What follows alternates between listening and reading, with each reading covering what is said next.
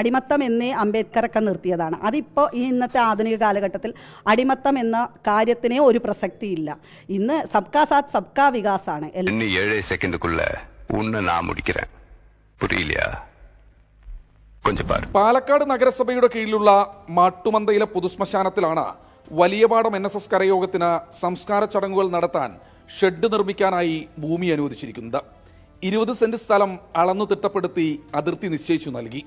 പൊതുശ്മശാന ഭൂമിയിൽ മതിൽ കെട്ടാനുള്ള നടപടികളും തുടങ്ങിയിട്ടുണ്ട്.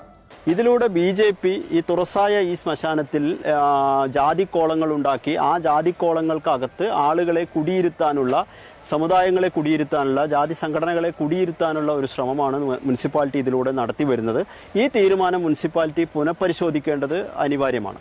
വിവിധ ജാതി മതവിഭാഗങ്ങൾക്ക് പൊതുശ്മശാനത്തിൽ അതിരുകൾ നിശ്ചയിച്ചു നൽകുന്നത് സമൂഹത്തിന് ഗുണകരമല്ലെന്നാണ് ആരോപണം. ശ്മശാന ഭൂമിയിൽ ബ്രാഹ്മണർക്ക് ചടങ്ങുകൾ നിർവഹിക്കാൻ മുൻപ് തന്നെ മറ്റൊരു ഷെഡും നിലവിലുണ്ട്. ജാതി സമ്പ്രദായത്തിലേക്കുള്ള തിരിച്ചുപോക്കിന് ഇത് കാരണമാകുമെന്നാണ് വാദം. നഗരസഭ